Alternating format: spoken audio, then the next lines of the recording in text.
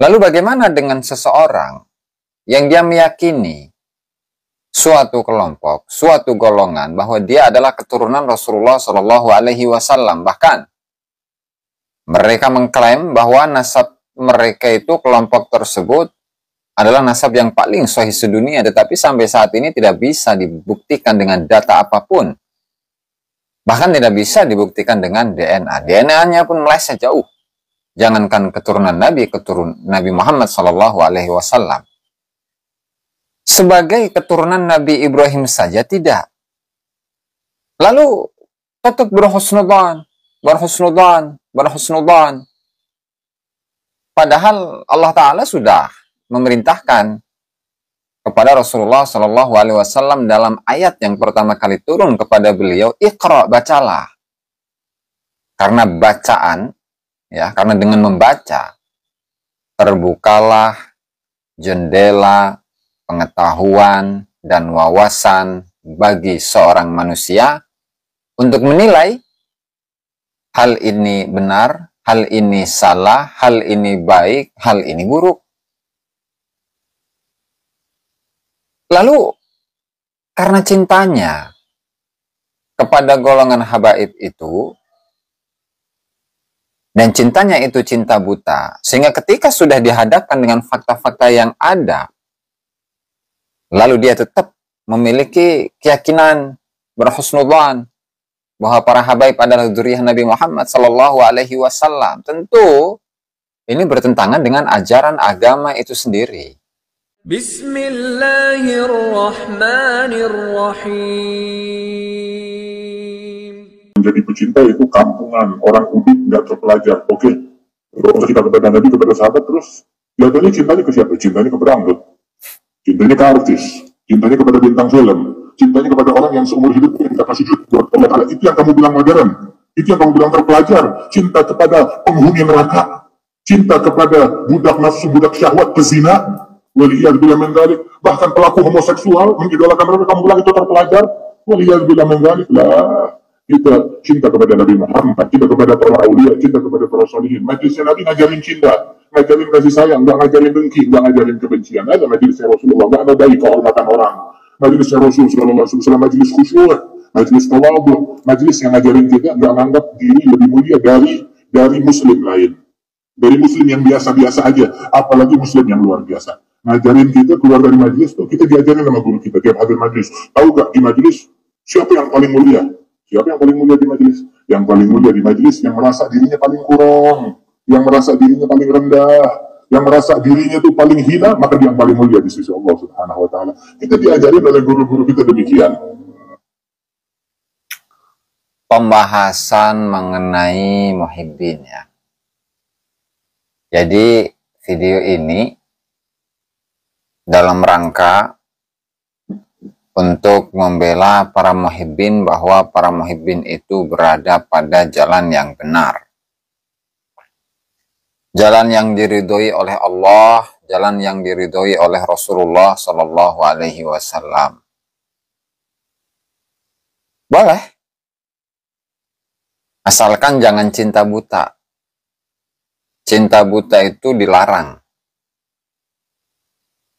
Makanya Al-Imam Syafi'i radhiyallahu ta'ala anhu mengatakan hubbuka syai' yu'mi wa yusim, bahwa kecintaanmu terhadap sesuatu itu bisa membuatmu buta, bisa membuatmu tuli. Kemudian, ya, Rasulullah Shallallahu Alaihi Wasallam di sisi lain, ketika mencintai pamannya, ini pamannya ini, yaitu Sayyiduna Abu Talib, ayah daripada Sayyidina Ali, ya, bin Abi Talib, karamallahu wajhah. Lalu bagaimana dengan jawaban Allah Ta'ala? Allah Ta'ala menjawab, innaka la tahdi man ahbabta walakinnallaha yahdi man yasha. Wahai Muhammad, engkau itu tidak bisa memberikan hidayah kepada orang yang engkau inginkan. Karena Allah Subhanahu wa ta'ala yang berhak untuk memberikan hidayah kepada siapapun yang Allah Subhanahu wa ta'ala kehendaki. Artinya ini adalah sebuah pelajaran bagi kita semua. Andaikan seseorang itu mencintai Rasulullah, andaikan seseorang itu mencintai para habaib, lalu apakah rasa cinta yang dia miliki itu akan membawanya, akan memberikan manfaat bagi dirinya? Tergantung. Karena yang menjadi barometer itu adalah bagaimana perintah Allah, perintah Rasulullah yang kemudian dia laksanakan. Kemudian larangan-larangan Allah, larangan-larangan Rasulullah, kemudian dia tinggalkan. Lalu bagaimana dengan seseorang yang dia meyakini suatu kelompok, suatu golongan bahwa dia adalah keturunan Rasulullah Shallallahu Alaihi Wasallam, bahkan mereka mengklaim bahwa nasab mereka itu, kelompok tersebut adalah nasab yang paling sahih sedunia, tetapi sampai saat ini tidak bisa dibuktikan dengan data apapun. Bahkan tidak bisa dibuktikan dengan DNA. DNA-nya pun meleset jauh. Jangankan keturunan Nabi Muhammad Sallallahu Alaihi Wasallam. Sebagai keturunan Nabi Ibrahim saja tidak. Lalu tetap berhusnudzan. Padahal Allah Ta'ala sudah memerintahkan kepada Rasulullah Sallallahu Alaihi Wasallam dalam ayat yang pertama kali turun kepada beliau, Iqra, bacalah. Karena bacaan, ya, karena dengan membaca terbukalah jendela pengetahuan dan wawasan bagi seorang manusia untuk menilai hal ini benar, hal ini salah, hal ini baik, hal ini buruk. Lalu karena cintanya kepada golongan habaib itu, dan cintanya itu cinta buta, sehingga ketika sudah dihadapkan dengan fakta-fakta yang ada, lalu dia tetap memiliki keyakinan, berhusnudzan bahwa para habaib adalah dzurriyyah Nabi Muhammad Sallallahu Alaihi Wasallam. Tentu ini bertentangan dengan ajaran agama itu sendiri. Lalu poin yang kedua, memisahkan antara orang-orang yang saling mencintai. Kita paham bahwa masyarakat Indonesia, masyarakat umat Islam di Indonesia, itu sangat mencintai tokoh-tokoh yang dulu dikenal, sudah dari zaman dulu. Mencintai Syekh Abdul Qadir Al-Jilani, mencintai Maulid Barzanji, mencintai Maulid Ad-Dibai, mencintai Maulid Syaraful Anam, dan lain sebagainya. Lalu pengen dirubah. Dengan apa? Dengan memasukkan amalan-amalan dari kalangan Ba'lawi, dirubahlah semuanya itu. Ada Rotibul Haddad, ada Rotibul Attas, ada Maulid Simtud Duror atau Maulid Al-Habsyi.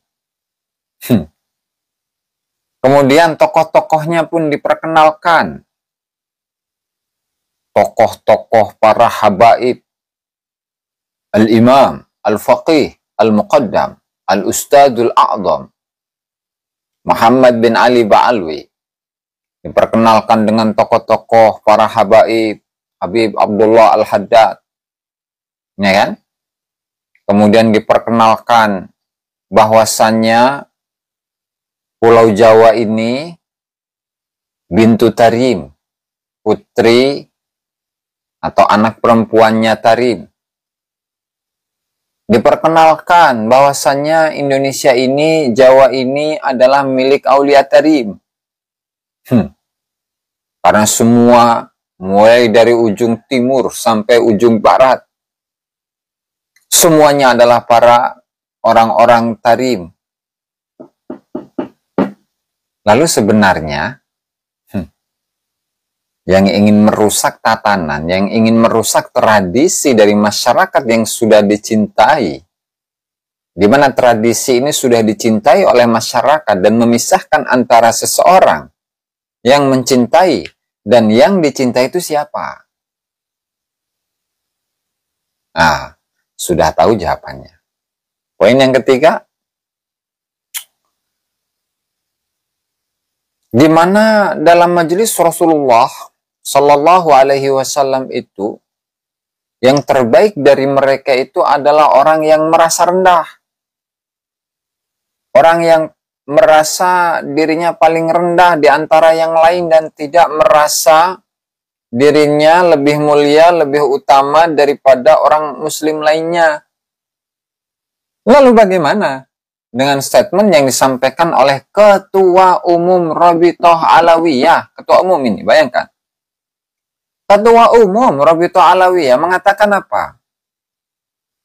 Bahwasannya kalau habaib itu, meskipun dia itu gila, status sebagai dzurriyyah Nabi Muhammad Sallallahu Alaihi Wasallam itu tetap akan menempel dalam dirinya. Sedangkan seorang yang bukan habib, meskipun dia orang yang berilmu, ketika dia menjadi gila, ya, ketika ilmunya itu hilang, maka dia tidak memiliki kemuliaan. Karena apa? Karena dalam diri Habib itu terdapat darahnya Rasulullah Sallallahu Alaihi Wasallam.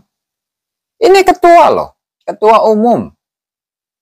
Ketua umum Rabithah Alawiyah saja menyatakan diri bahwa habaib itu lebih mulia daripada orang lain.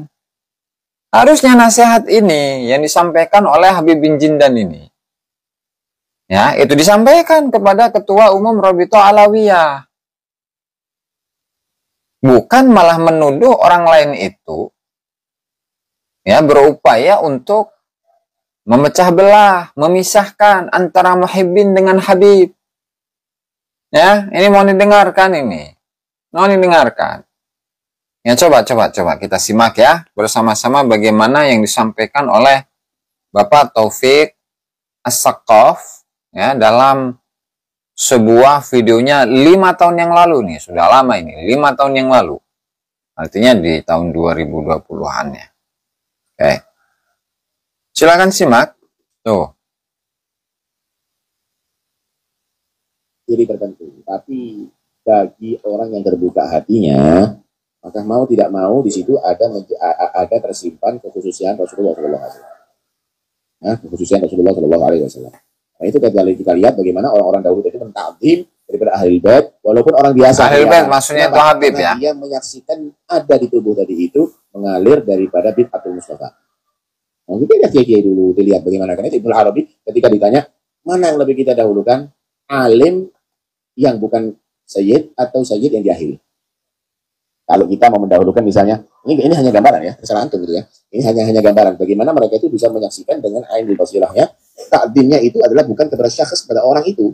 Kalau inti hanya melihat takdimnya itu kepada si fulan, inti berarti nasihatnya pendek, nasihatnya itu adalah rendah. Tapi kalau inti menyaksikan ini karena Nabi, lain lagi itu. Wow. Nah, ini adalah turunan Nabi ya. Turunan Nabi. Kalau tadi itu menganggap ini tongkat yang baru ini lebih bagus. Ini tongkat pernah dipakai sama Nabi. Walaupun udah lama, kalau perlu udah keropos. Anda lebih muliakan, kenapa? Berkah tongkatnya Nabi.